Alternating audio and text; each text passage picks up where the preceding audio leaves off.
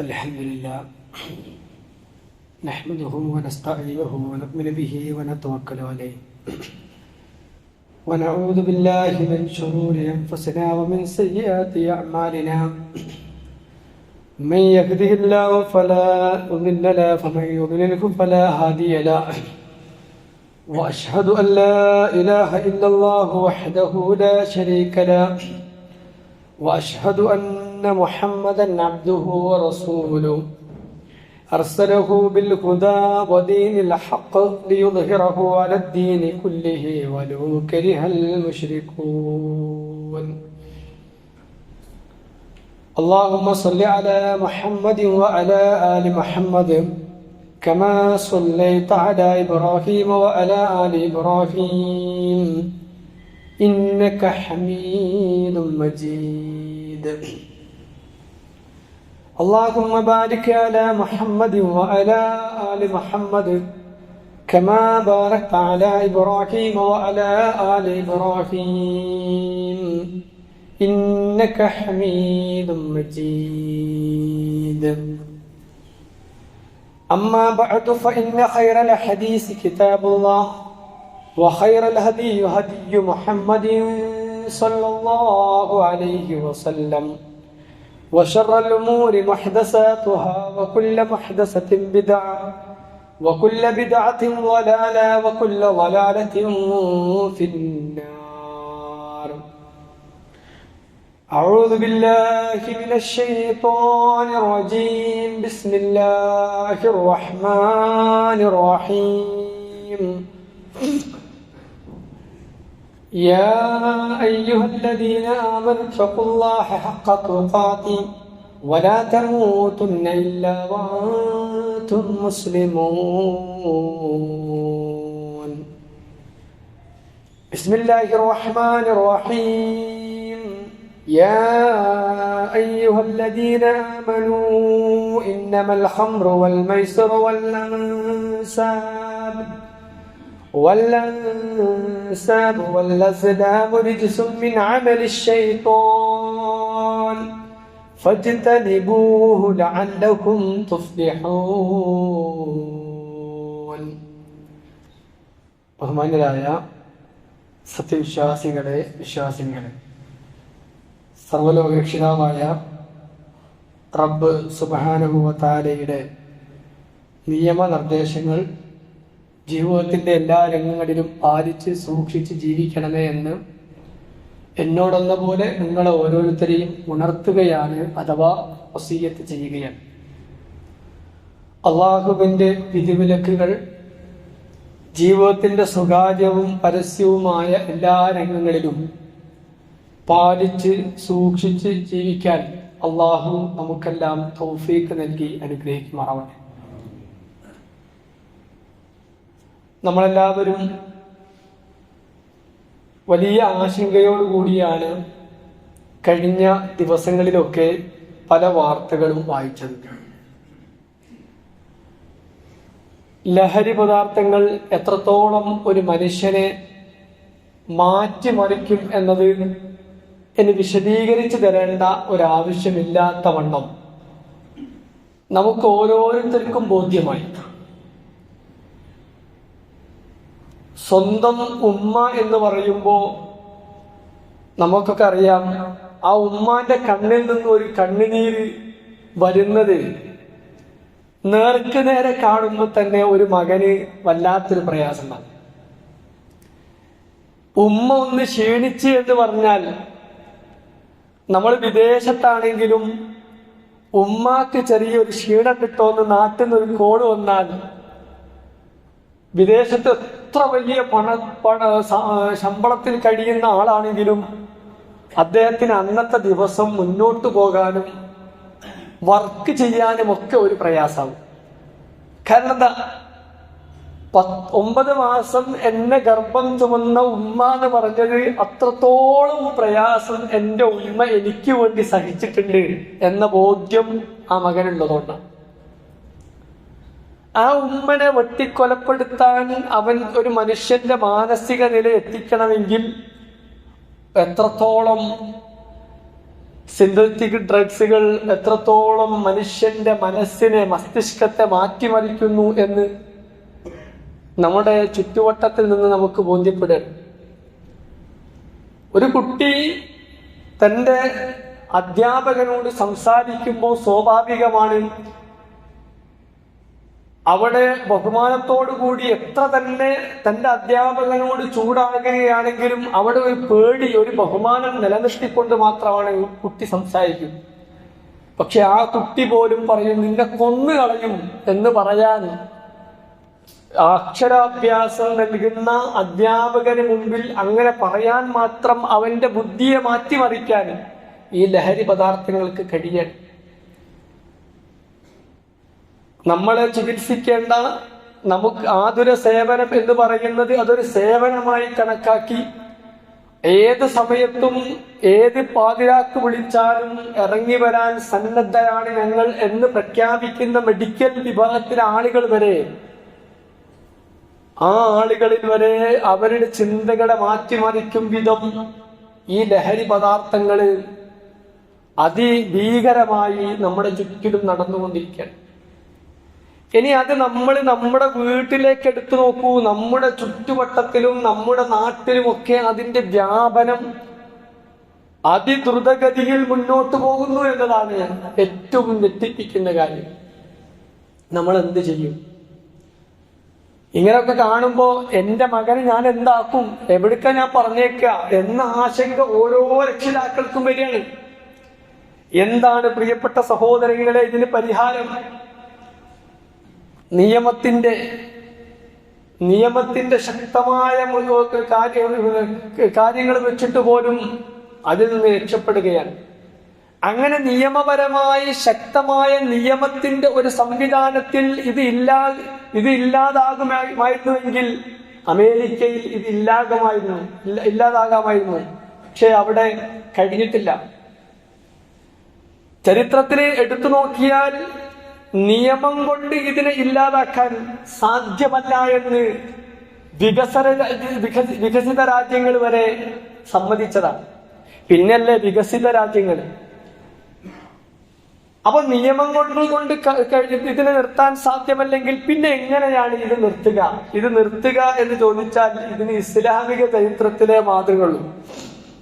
ഇതിനെ പഠനം നടത്തിയ ആളുകൾ പറയണം, ഞങ്ങൾ പഠിച്ചു നോക്കുമ്പോ ഇത് ഇല്ലാതാക്കിയ ഒരു ചരിത്രമുണ്ടെങ്കിൽ അത് ഇസ്ലാമിന് മാത്രമേ പറയാനുള്ളൂ എന്ന് പറയുമ്പോ പ്രിയപ്പെട്ട സഹോദരങ്ങളെ, ആ ഇസ്ലാം തന്നെയല്ലേ നമുക്കും നമ്മുടെ കുടുംബത്തിനും നമ്മുടെ നാടിനും നമ്മുടെ ചുറ്റുവട്ടത്തിലും നടപ്പാക്കാൻ?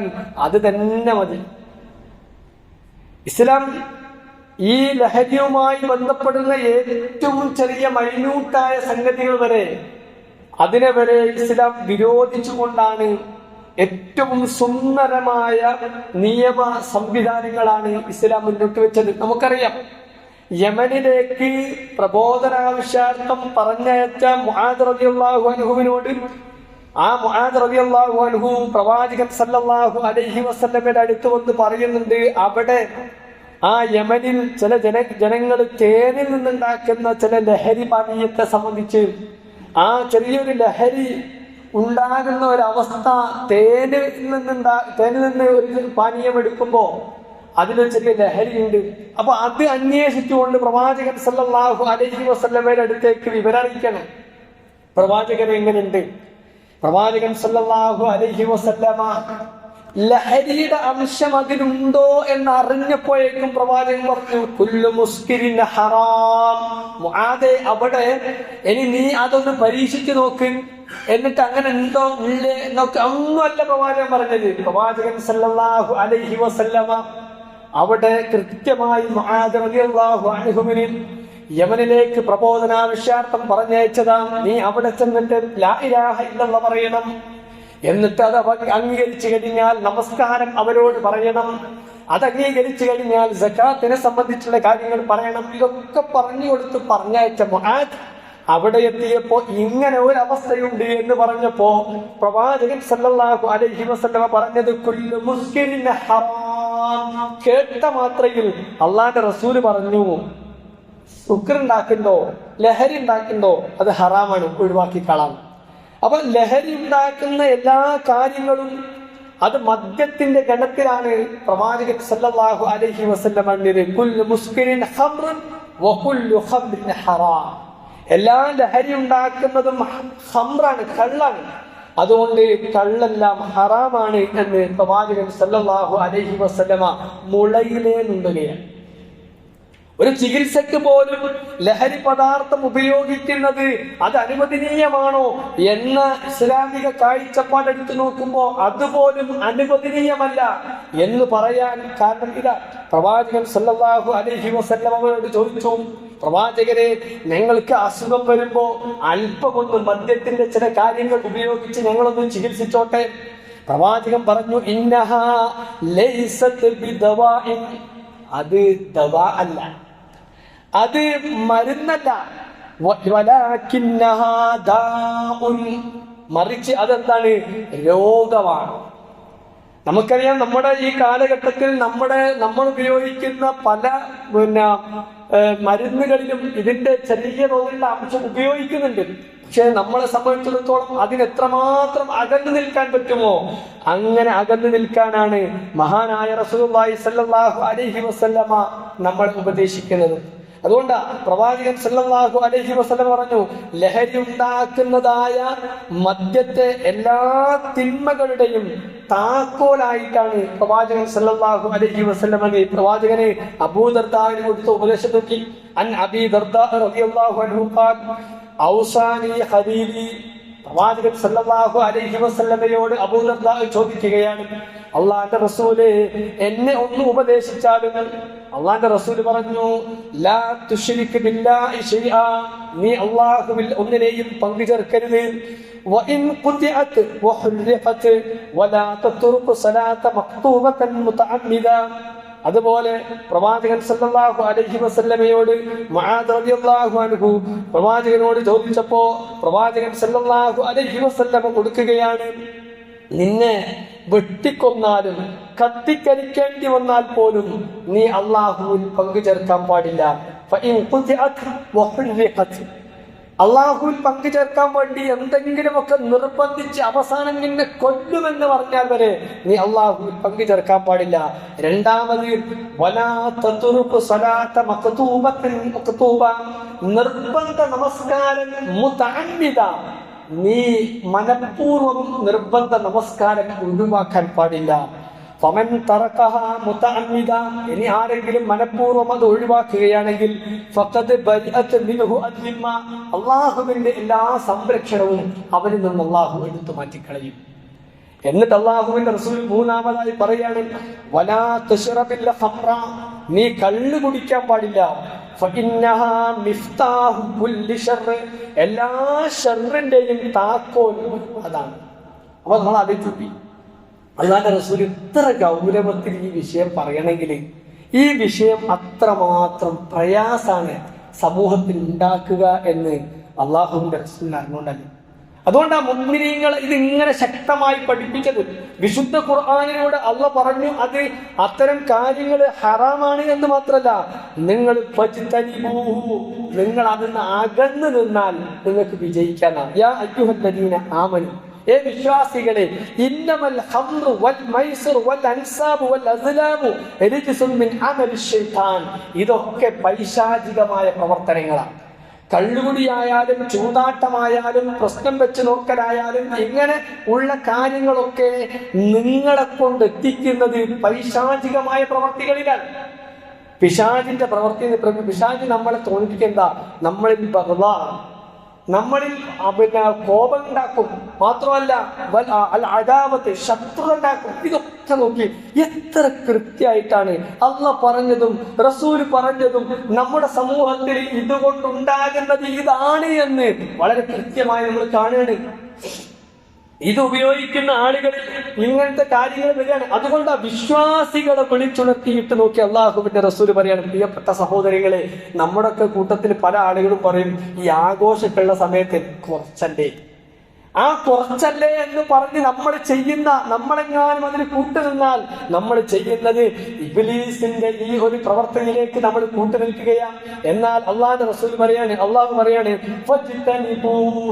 നിങ്ങൾ അതിൽ നിന്ന് വിട്ടുക്കണം, ലഅല്ലകും തുഫ്ലിഹൂൻ, എന്നാലേ നിങ്ങൾക്ക് വിജയിക്കാൻ കഴിയും. ഇല്ലെങ്കിലോ ഇന്നമാ യുരീദു ശൈത്താനു അൻ യൂഖഅ ബൈനകുമുൽ അദാവത വൽ ബഅളാ ഫിൽ ഖംറി വൽ മൈസിരി വയസുദ്ദുകും അൻ ദിക്രില്ലാഹ് വഅൻ സ്വലാത്തി. ഇതൊക്കെ സംഭവിക്കും. പിശാച് അവനെ ശത്രുത ഉണ്ടാക്കും, കോപമുണ്ടാക്കും. മാത്രമല്ല അല്ലാഹുവിന്റെ ദിക്റിനെ തൊട്ട് അവനെ തടുക്കുകയാണ്, പിശാച് തടുക്കുകയാണ്. പിന്നെയോ നമസ്കാരത്തിൽ നിന്ന് അവൻ അകറ്റുകയാണ്. ആ ഒരു പ്രവൃത്തിയിലേക്ക് ഇവനെ ഈ മദ്യം അല്ലെങ്കിൽ ലഹരി അവനെ കൊണ്ടെത്തി. അപ്പൊ നമ്മളിങ്ങനെ എടുത്തു നോക്കിയാൽ ഇന്നത്തെ ആധുനിക കാലഘട്ടത്തിൽ സിന്തറ്റിക് ഡ്രഗുകൾ എത്തിക്കുന്നത് നമ്മൾ വല്ലാത്തൊരവസ്ഥയിലേക്ക്. ആ അവസ്ഥയിലേക്ക് എത്തുമ്പോ പിന്നീട് അവന് ഉമ്മയാണോ പെങ്ങളാണോ സ്വന്തം ഭാര്യയാണോ ഒന്നും നോട്ടല്ല, വാപ്പാണോ. ഇപ്പൊ ഒരു കുട്ടി അനുഭവം പറഞ്ഞത് അവന് അത് കഴിച്ചപ്പോഴുണ്ടായിട്ടുള്ള മാനസാന്തരം. ആ കുട്ടി ക്യാമറയ്ക്ക് മുമ്പിൽ ഞാൻ കൃത്യമായി വരാം എന്ന് പറഞ്ഞ് ആ കുട്ടി ലോകത്തോട് പറയാണ്, മാറി നിന്നോളി, ഇതിൽ പെട്ടുകഴിഞ്ഞാൽ കുടുങ്ങി എന്ന് പറയുകയാണ് ആളുകൾ. ആ ഒരു അവസ്ഥയിലേക്ക് നമ്മുടെ കുഞ്ഞുമക്കളെ, നമ്മുടെ വീട്ടിലുള്ള ഒരു കുട്ടിയേക്ക് എത്തിക്കാൻ നമ്മൾക്ക് പാടില്ല. നമ്മൾ അതിന് ശക്തമായ ഒരു പ്രതിരോധം നമ്മുടെ വീട്ടിലുണ്ടാക്കണം. ഈ കാര്യം അവർക്ക് ബോധ്യപ്പെടുത്തി കൊടുക്കണം. ഇസ്ലാമികപരമായി ഈ സംഗതി ചെയ്യുമ്പോഴുണ്ടാകുന്ന ഇതിന്റെ ശിക്ഷയെ സംബന്ധിച്ച് നാം അവർക്ക് പറഞ്ഞു കൊടുക്കണം. ഈ കാര്യമാണ് പ്രവാചകൻ സല്ലല്ലാഹു അലൈഹി വസല്ലമ അത്രയേറെ മദ്യത്തിൽ മുങ്ങിയിരുന്ന ഒരു സമുദായത്തെ അള്ളാഹുവിന്റെ റസൂൽ പഠിപ്പിച്ചു. അവർക്ക് മദ്യം കിട്ടിയില്ലെങ്കിൽ വലിയ ഇടങ്ങേറി. ഇപ്പൊ ഇക്കാലഘട്ടത്തിനേക്കാൾ ഒന്നുകൂടി ശക്തമായിരുന്നു. അവിടെ നമ്മൾ ചരിത്രം വായിക്കുമ്പോൾ മനസ്സിലാവും ഇതിനേക്കാൾ ശക്തമായിരുന്നു. കാരണം ഒരാള് മരിക്കുകയാണെങ്കിൽ إلى جنب كرمتي تربي عظامي بعد موت أروقها فلا تدفنني بالفلاة فإنني أخاف إذا مت أن لا أذاقها. അവിടെയുള്ള ഒരു മനുഷ്യൻ പാടാണ്, ഒരു കവി പാടാണ്. എന്താണ്? ഇതാ നിത്തുഫദ്ഫന്നി, ഞാനെങ്ങാനും മരിച്ചാല് എന്നെ നിങ്ങൾ എന്ത് ചെയ്യണം? കഫം ചെയ്ത് എന്നെ മറമാടണം. ഇലാജന്തി കർമ്മത്തി, എവിടെ? മുന്തിരി വള്ളിയുടെ ചോട്ടിൽ.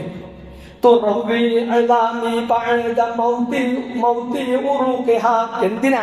എന്റെ ഇളാമ്, എന്റെ എല്ലുകൾ എന്ത് ചെയ്യണം? തുറപ്പി, അതിങ്ങനെ കുടിക്കണം. മൗതി, എന്റെ മരണത്തിന് ശേഷം അതിന്റെ ആ വേരിൽ നിന്ന് എന്റെ എല്ലുകൾ എന്ത് ചെയ്യണം? ആ കള്ളിന്റെ നുരങ്ങനെ ആസ്വദിക്കണം. നിങ്ങൾ എന്നെ ഒരിക്കലും മൈതാനത്ത് മറമാടരുത്. അപ്പൊ എനിക്ക് എന്ത് ചെയ്യാൻ പറ്റില്ല?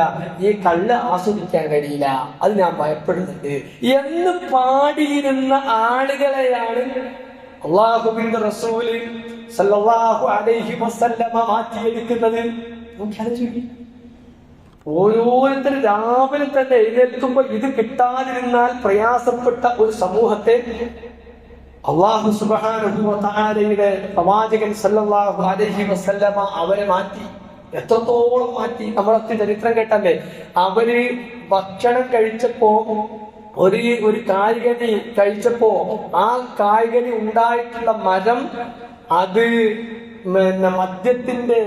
മദ്യം ഒഴുകിയിട്ടുള്ള അതിന്റെ ചാറിൽ നിന്ന് അത് കുടിച്ചു വളർന്ന ആ മരത്തിൽ നിന്നുള്ള പഴം കഴിച്ചപ്പോ ഇയാൾക്ക് പേടി, പടച്ചോനെ ഞാൻ ഇതിന് നാളെ അല്ലാഹുവിന്റെ മുമ്പിൽ മറുപടി പറയേണ്ടിയിരുന്നല്ലോ, ഇത് മദ്യത്തിൽ നിന്നുണ്ടായ ഫലമാണല്ലോ, ഇതെനിക്ക് കഴിക്കാൻ പറ്റുമോ എന്ന ഒരു മാനസികാവസ്ഥയിലേക്ക് അവരെത്തിയത് എങ്ങനെയാണ്? പ്രിയപ്പെട്ട സഹോദരങ്ങളെ, സഹോദരിമാരെ, ഇതേ ഒരു മാർഗമുള്ളൂ മനുഷ്യനെ നന്നാക്കാൻ.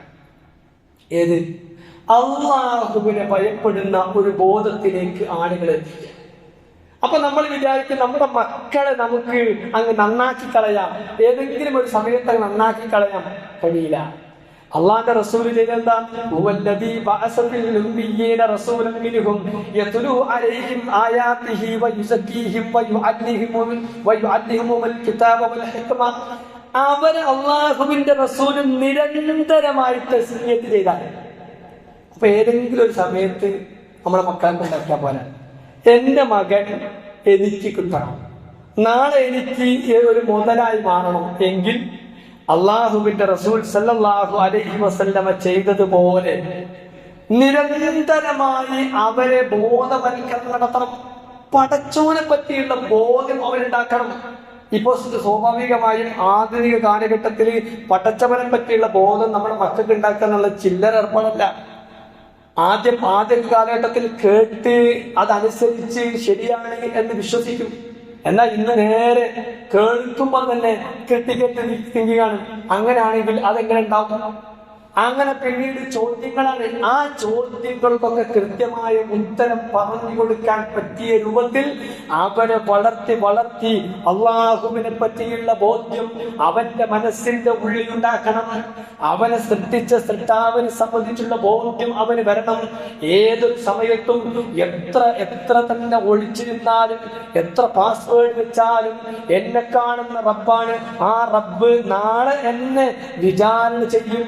എന്റെ ഈ സമയവും എന്റെ ഈ ആരോഗ്യവും എന്റെ ഈ പണവും ഒക്കെ ചോദ്യം ചെയ്യപ്പെടും എന്നതിലേക്ക് നമ്മുടെ മക്കൾ എത്തിക്കഴിഞ്ഞാൽ അൽഹംദുലില്ലാഹ് പിന്നെ നമ്മൾ വിജയിച്ചു.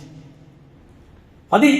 ആ ഒരു ബോധത്തിലേക്ക് തന്റെ മകളെ നമ്മൾ എത്തിച്ചു കഴിഞ്ഞു, നമ്മൾ രക്ഷപ്പെട്ടു. അല്ലെങ്കിൽ പ്രിയപ്പെട്ട സഹോദരങ്ങളെ, നമ്മളായിരിക്കും അതിനെ ഏറ്റവും വലിയ വിനയായി മാറും. അതുകൊണ്ട് നമ്മുടെ മക്കളെ നമ്മൾ പഠിപ്പിക്കുന്നത് 2, ഈ ഒരു മദ്യപാനം കൊണ്ടും ഉറപ്പാണ് പറയണം, മോനെ സ്വർഗത്തിൽ പ്രവേശിക്കാൻ കഴിയില്ല. അള്ളാന്റെ റസൂൽ പറഞ്ഞു, യദ്ഖുലുൽ ജന്നത മന്നാനുൻ വലാ ആഖുൽ വലാ മുദ്മിനുൽ ഖംർ. കൊടുത്തതിങ്ങനെ എടുത്തു പറഞ്ഞ ആള്, മാതാപിതാക്കളെ ദ്രോഹിക്കുന്ന ആള്, മുഴുകുടിയൻ സ്വർഗത്തിൽ പ്രവേശിക്കുകയില്ല. അള്ളാഹുവിന്റെ റസൂലാണ് പറഞ്ഞത് എന്നവരെ ബോധ്യപ്പെടുത്താൻ കഴിയണം. മാത്രമല്ല, ഇനി മദ്യവുമായി ബന്ധപ്പെട്ട് എന്തിനെങ്കിലും കൂട്ടുനിന്നാൽ കൂട്ടുകാരൊക്കെ പോവുകയാണ്, ജസ്റ്റ് ഓരോക്കെ നിൽക്കാൻ കുടിക്കില്ല, അങ്ങനെ അവരെ കൂട്ടു നിൽക്കുകയാണെങ്കിൽ വരെ അവർത്തരം ആളുകൾക്ക് വരെ അള്ളാഹുവിന്റെ റസൂൽ പറഞ്ഞത് അവർക്ക് അള്ളാഹുവിന്റെ ശാപമാണ്. لعن الله الخمر ولعن شاربها وساقيها وعاصرها ومعتصرها وبائعها ومبتعها وحاملها ومحمولة إليه وآكل ثمنها. പ്രവാചകൻ സല്ലല്ലാഹു അലൈഹി വസല്ലം പറഞ്ഞു, അല്ലാഹു ശപിച്ചിരിക്കുന്നു. അല്ലാഹു ശപിച്ചത് ആരൊക്കെയാണ്? അത് കുടിക്കുന്നവരെയും കുടിപ്പിക്കുന്നവരെയും പിഴിഞ്ഞ് മദ്യം ഉണ്ടാക്കുന്നവരെയും വിൽക്കുന്നവരെയും വാങ്ങുന്നവരെയും ചുമക്കുന്നവരെയും വഹിക്കുന്നവരെയും അതിന്റെ മൂല്യം അതിൽ നിന്ന് വിറ്റ പണം ഉപയോഗിച്ച് ഭുജിക്കുന്നവരെയും അത് നിന്നുന്നവരെയും ഒക്കെ അള്ളാഹു ശമിച്ചിരിക്കുന്നു എന്ന് പ്രവാചകൻ സല്ലല്ലാഹു അലൈഹി വസല്ലമ നമ്മളെ ഉണർത്തിയിട്ടുണ്ട്. അതുകൊണ്ട് പ്രിയപ്പെട്ട സഹോദരങ്ങളെ, ഇതിന്റെ അപകടം എത്രയെന്ന് നമുക്ക് നേർക്കുനേരെ ബോധ്യം. ഇനി നമ്മുടെ മക്കളൊന്നും അതിലുണ്ടാകരുത്. നമ്മുടെ കുടുംബത്തിലെ ഒരു അംഗവും അതിൽ നമ്മൾ അതാ ശ്രദ്ധിക്കേണ്ടത്.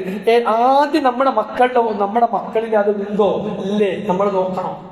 അതിന് മക്കളുമായി നല്ലൊരു ബന്ധം ഉണ്ടാക്കണം. നല്ലൊരു ബന്ധം. ഞാൻ പറഞ്ഞു, മക്കളെ വളർത്തിയെടുക്കേണ്ടതിന്റെ സൈക്കോളജിക്കൽ അപ്രോച്ച് എങ്ങനെയാണെന്ന് നമ്മുടെ ഹുദ്വയിൽ പറഞ്ഞതാണ്. ആ രൂപത്തിൽ മക്കളോടൊപ്പം ഉണ്ടാകുക. മക്കൾക്ക് ഇത് ഒരു കൂട്ടുകെട്ടിലൂടെയൊക്കെ വന്നുപോയാൽ അതിനെ എങ്ങനെ കൈകാര്യം ചെയ്യണം എന്ന് നമ്മൾ പഠിക്കണം. ചൂടായിട്ടോ വലിയ ഭീഷണിപ്പെടുത്തിയിട്ടോ ഒന്നുമല്ല, വളരെ സ്നേഹത്തോടു കൂടി അവർക്ക് ബോധ്യപ്പെടുന്ന തരത്തിൽ നമുക്ക് സംസാരിക്കാൻ കഴിയണം. അതിനുള്ള ആളുകളിലേക്ക് എത്തിക്കണം. അങ്ങനെ പ്രിയപ്പെട്ട സഹോദരങ്ങളെ, ഇത് ഒരു വലിയ വിഷയമാക്കിയെടുത്ത് നമ്മുടെ കുടുംബങ്ങളിലും നമ്മുടെ അയൽപക്കങ്ങളിലും നമ്മുടെ നാട്ടിലും ഇതില്ലാതാക്കാനുള്ള ശ്രമം നമ്മുടെ ഗവൺമെന്റ് അതിന്റെ എല്ലാ സംവിധാനങ്ങളും ഉപയോഗിച്ച് അതിന്റെ സാമ്പത്തികവും അതിന്റെ ഫോഴ്സും ഒക്കെ ഉപയോഗിച്ച് നാട്ടിൽ നിന്ന് തുടച്ചു നീക്കാനുള്ള ശ്രമം നടക്കുമ്പോൾ നമ്മുടെ വീടും നമ്മുടെ പരിസരവും നമ്മുടെ നാടും ഇരുന്നതില്ലാതാക്കാനുള്ള ശ്രമത്തിൽ നമ്മൾ ഓരോരുത്തരും ഉണ്ടാകുക. അള്ളാഹു നമുക്ക് തൗഫീഖ് നൽകി അനുഗ്രഹിക്കുമാറാവട്ടെ.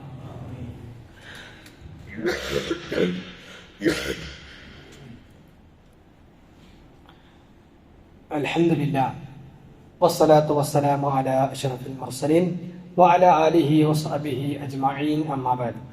ഊസികും സാനിയം ബിതഖ്വല്ലാഹ്.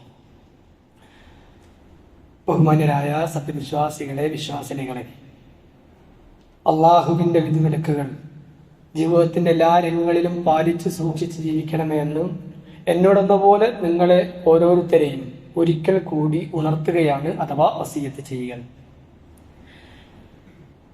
നമ്മുടെ മക്കൾ നമുക്ക് ഏറ്റവും പ്രിയപ്പെട്ടവരാണ്. ആ മക്കളോട് നമ്മൾ കൽപ്പിക്കേണ്ട, അല്ലെങ്കിൽ അവരോട് ആവർത്തിച്ച് പറയേണ്ട ഒന്ന് നമസ്കാരത്തെ പറ്റിയാണ്. അല്ലാഹു സുബ്ഹാനഹു വ തആല പറയാണ്, നീ നിന്റെ കുടുംബക്കാരോട്, നിന്റെ മക്കളോട്, ഭാര്യമാരോട് നീ പറയേണ്ടത് നമസ്കാരത്തെ സംബന്ധിച്ചാണ്. പ്രിയപ്പെട്ട രക്ഷിതാക്കളെ, ഞാനിത് പറയാൻ കാരണം, ഇങ്ങനെ അകപ്പെട്ടു പോയ കൂട്ടുകെട്ടുകളിലൂടെ അല്ലെങ്കിൽ ഒരു പ്രത്യേകമായ സെലിബ്രേഷനിലൊക്കെ അകപ്പെട്ടു പോയ കുട്ടികളെ മെന്റർ എന്ന നിലക്ക് നമ്മുടെ മുമ്പിലേക്ക് കൊണ്ടുവരുമ്പോൾ, ആ കുട്ടിക്ക് കാര്യങ്ങളൊക്കെ വിശദീകരിച്ചു കൊടുക്കുമ്പോൾ ആ കുട്ടിക്ക് പറയാണ്, ഇങ്ങനെ ഒരു കാര്യം എൻ്റെ ജീവിതത്തിൽ എൻ്റെ ഉമ്മ, എൻ്റെ ഉപ്പ എന്നോട് പറഞ്ഞിട്ടില്ല. അതായത് അള്ളാഹുവിനെ കുറിച്ചും നമസ്കാരവും താൻ നിർവഹിക്കേണ്ട ഏറ്റവും പ്രധാനപ്പെട്ട നമസ്കാരം പോലുള്ള സംഗതികൾ അത്രത്തോളം ഗൗരവമുള്ളതാണ് എന്ന് എൻ്റെ ഉമ്മയും ഉപ്പയും പറഞ്ഞു തരാതിരുന്നത് എന്ന് ആ കുട്ടി പറയാണ്. ജുവലിൽ നിന്ന് ORC അംഗമായിരുന്ന സന്ദർഭത്തില് കുട്ടികളെ നമുക്ക് തരികയാണ്. കാരണം ആ കുട്ടികളെ ശിക്ഷിക്കാൻ ജയിലിലേക്ക് വിടാൻ പാടില്ല. അതുകൊണ്ട് ഒരു അധ്യാപകൻ എന്ന നിലയ്ക്ക് മെന്ററായിട്ടുള്ള ചില ആളുകൾക്ക് ആ കുട്ടികളെ ഇത്ര മാസത്തേക്ക് നമുക്ക് തന്നപ്പോ നമ്മൾ അവരുമായി നിരന്തരമായി കമ്മ്യൂണിക്കേറ്റ് നടത്തി നോക്കുമ്പോൾ മുസ്ലിം കുട്ടികൾ ആ കുട്ടികളുടെ ജീവിതത്തിലേക്ക് നമ്മൾ കടന്നു ചെന്നപ്പോൾ അവർ പറഞ്ഞത് ഇങ്ങനെയാണ്, വാപ്പയമ്മ ഈ വിഷയത്തെ പറ്റി ഒന്നും പറഞ്ഞതില്ല. പ്രിയപ്പെട്ട സഹോദരങ്ങളെ, നിങ്ങൾ ആലോചിക്കുക, നിങ്ങൾ മക്കളോട്, +2 പഠിക്കുന്ന മകനോട് ചോദിച്ചിട്ടുണ്ടോ, മോനെ അസരസ്കരിച്ചോ, മോനെ മകരി നിസ്കരിച്ചോ, മോനെ യശാസ്കരിച്ചോ ചോദിച്ചിട്ടുണ്ടോ? ഞാനെങ്ങനെ ചോദിക്കുക? ഓനിപ്പോ വലിയ പ്രായമായില്ലേ, ഓനോടിപ്പോ ഞാനെങ്ങനെ ചോദിക്കുക? പ്രിയപ്പെട്ട രക്ഷിതാക്കളെ, ചോദിക്കണം, അവരോട് ചോദിക്കണം. നമ്മള് 8ാം ക്ലാസ്സിലും 9ാം ക്ലാസ്സിലും 10ാം ക്ലാസ്സിലും പഠിക്കുന്ന മക്കളോട് നമ്മൾ ചോദിക്കേണ്ട നിർബന്ധം. പ്രിയപ്പെട്ട സഹോദരങ്ങളെ, ഞാൻ പറയാൻ കാരണം, മക്കളോട് രക്ഷിതാക്കൾ ചോദിക്കുമ്പം അവർക്കൊരു ബേജാറാണ്. പക്ഷെ നമ്മൾ എന്താ ഇപ്പൊ രക്ഷിതാക്കൾക്ക് പേടിയായി. സഹോദരി, പ്രത്യേകിച്ച് സ്ത്രീകൾ പ്രത്യേകം ശ്രദ്ധിക്കുക, മക്കളോട് ചോദിക്കണം. അവർ ക്യാമ്പസിൽ നിൽക്കുന്ന സന്ദർഭത്തിൽ പലപ്പോഴും നമസ്കരിക്കാൻ കഴിയാത്ത അവസ്ഥ ഉണ്ട്. പക്ഷെ ആ നമസ്കരിക്കാത്ത ഒരവസ്ഥ ഒരു പ്രയാസമേ ആകുന്നില്ല. വീട്ടിലെത്തിയിട്ടോ ഒരു ചോദ്യമില്ല. അപ്പോ അന്നത്തെ ദിവസം നിസ്കരിച്ചിട്ടോ വെച്ചാൽ നിസ്കാരമില്ല. പ്രിയപ്പെട്ട സഹോദരങ്ങളെ, അങ്ങനെ ഒരു അവസ്ഥ നമ്മുടെ കുട്ടിക്കുണ്ടെങ്കിൽ അവരെ പെട്ടെന്ന് ഇത്തരം മാഫിയകൾക്ക് പെട്ടെന്ന് അവരെ വശത്താക്കാൻ കഴിയും. നമ്മളെങ്ങാനും പ്രിയപ്പെട്ട സഹോദരങ്ങളെ ചെറുപ്പത്തിലെ ഇത് കൊടുക്കുകയാണെങ്കിൽ, നമസ്കാരം പോലും നിലനിർത്തുകയാണെങ്കിൽ, ഇത് വരാൻ, അതിലേക്ക് പോകാൻ ഒരു പ്രയാസം ഉണ്ടാവും. ആ ഒരു തടസ്സം, ആ ഒരു വേദിക്കെട്ടി അവിടെ നിൽക്കട്ടെ. അതുണ്ടാകുമ്പോഴാണ് ആ കുട്ടി അതിൽ നിന്ന് കുതിരി മാറാനുള്ള ശക്തി ഉണ്ടാകുക. അതുകൊണ്ട് അള്ളാന്റെ റസൂല് അള്ളാഹു പറഞ്ഞ നിന്റെ മകനോട് നിസ്കാരം നീ കൽപ്പിക്കണം എന്ന് പറയുമ്പോ, പ്രിയപ്പെട്ട രക്ഷിതാക്കളെ, എനിക്കും നിങ്ങൾക്കുമുള്ള ബാധ്യത എത്രത്തോളം ഈ വിഷയത്തിലുണ്ട് എന്ന് നമ്മൾ മനസ്സിലാക്കി. അല്ലാതെ നമ്മൾ ആ മക്കളെ വളർത്തി അവസാനം കൊണ്ടുവന്ന് പരലോകത്തെത്തി നമ്മൾ ആലോചിക്കും, ഈ മക്കൾ നമുക്കെതിരെ പറയാം, നോക്കി ഈ ഇമ്മച്ചിക്ക് ഇതൊന്നും പറഞ്ഞതില്ല എന്ന് പറയുമ്പോൾ എത്ര സമ്പാദിച്ചിട്ടുണ്ടാണ്, എത്ര വലിയ സുഖം ഉണ്ടായിട്ടുണ്ടാ. പ്രിയപ്പെട്ടവരെ, കുറച്ചു കാലല്ലേ ആ മകളോടൊക്കെ പറഞ്ഞത്, ഈ ജീവിതം കുറച്ചേ ഉള്ളൂ, ഇത് കുറെ സമ്പാദിച്ചു കുട്ടി, എന്ത് കഴിഞ്ഞ് ഒരസുഖം അല്ലെങ്കിൽ മരണത്തിന് സമാനമായ ഒരു രോഗം വന്നു കഴിഞ്ഞ് പിന്നെന്ത്? അത് കഴിഞ്ഞാൽ പിന്നെന്ത് വരാനുണ്ടല്ലോ. ആ ലോകത്തേക്ക് ഈ മകനും ഈ മകളും എനിക്ക് മുതൽക്കൂട്ടാകണം എന്ന് നമ്മൾ ആഗ്രഹിക്കുന്നുവെങ്കിൽ നമ്മൾ ചെയ്യേണ്ടതല്ലേ? അതുകൊണ്ട് പ്രിയപ്പെട്ട രക്ഷിതാക്കൾ, പ്രത്യേകിച്ച് സ്ത്രീകളോട് പറയാനുള്ളത്, മക്കളോട് നമസ്കരിച്ചോ എന്ന വിഷയം അത് ഗൗരവമാണ് എന്ന് ആ കുട്ടിക്ക് തോന്നണം. ഉമ്മാന്റെ ആ ചോദ്യത്തിന്, ഉപ്പാന്റെ ആ ചോദ്യത്തിന് മോന് തോന്നണം, ഇത് നിസ്സാര സംഗതിയല്ല. നിസ്കാരം ഒഴിവാക്കാന്ന് പറഞ്ഞ് അതൊരു നിസ്സാര സംഗതിയല്ല എന്ന് കുട്ടിക്ക് തോന്നണം. അന്നത്തെ കുട്ടിക്കൊക്കെ എന്താ നിസ്കാരം ഒഴിവാക്കാൻ നിസ്സാര പ്രവൃത്തിയാണ്. കാരണം ഉമ്മയും വാപ്പയും തന്നെ കല്യാണം ഉണ്ടാവുന്ന സ്ഥിതിയില്ല. എന്നിട്ടല്ലേ പിന്നെ നമ്മള് കുട്ടികൾ മനസ്സിലാക്കിക്കാണ്, ഉമ്മയും ഉപ്പയും തന്നെ നിസ്കാരം ഒഴിവാക്കി ഒരു ബേജാറില്ല.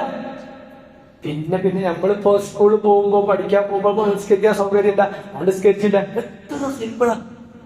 അങ്ങനെ നമ്മൾ വളരുകയാണെങ്കിൽ ഉറപ്പാണ് ഇത്തരം അപജയങ്ങളൊക്കെ നമ്മുടെ കുടുംബത്തിൽ വരും. അള്ളാഹു അത്തരം അപജയങ്ങളിൽ നിന്ന് നമ്മെ എല്ലാം കാത്തു രക്ഷിക്കുമാറാവട്ടെ. റഹ്മാനായ നാഥ, റഹീമായ നാഥ, ഗഫൂറായ നാഥ, എല്ലാത്തരം പ്രയാസങ്ങളിൽ നിന്നും ഞങ്ങളെല്ലാം നീ കാത്തു രക്ഷിക്കുക റഹ്മാനെ. അള്ളാഹുവെ, നിന്റെ ദീന് ഉൾക്കൊണ്ടുകൊണ്ട് ജീവിക്കാനുള്ള മഹാസൗഭാഗ്യം ഞങ്ങൾക്കൊക്കെ നൽകി നീ അനുഗ്രഹിക്കണം റഹ്മാനെ. അള്ളാഹുവെ, മാരകമായ രോഗങ്ങളിൽ നിന്ന് ഞങ്ങളെല്ലാം നീ കാത്തു രക്ഷിക്കണേ റഹ്മാനെ. അള്ളാഹുവെ, ഇത്തരം അപജയങ്ങളിൽ നിന്ന്, തിന്മകളിൽ നിന്ന് ഞങ്ങളെയും ഞങ്ങളുടെ കുടുംബാംഗങ്ങളെയും ഞങ്ങളുടെ മക്കളെയും ഞങ്ങളുടെ നാട്ടുകാരെയും ഒക്കെ നീ കാത്തു രക്ഷിക്കണേ റഹ്മാനെ.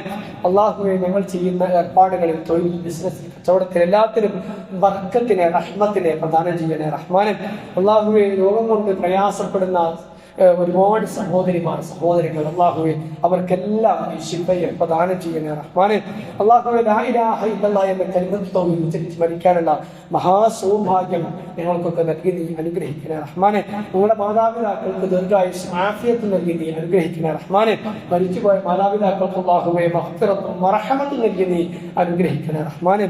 അള്ളാഹുവെ, ഞങ്ങളിൽ നിന്ന് വന്നുപോയിട്ടുള്ള പാപങ്ങൾ നീ ഞങ്ങൾക്ക് വിട്ടുകൊടുത്ത് മാപ്പാക്കി അനുഗ്രഹിക്കണ റഹ്മാനെ. അള്ളാഹുവെ, ആ കത്തിയാടുന്ന നരകത്തിയിൽ നിന്ന് ഞങ്ങളെല്ലാം നീ കാത്തു രക്ഷിക്കണ റഹ്മാനെ.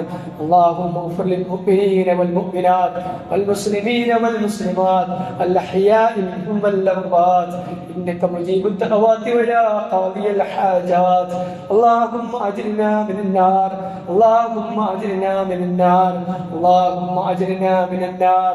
ربنا آتنا في الدنيا حسنة وفي الآخرة حسنة وقنا عذاب النار.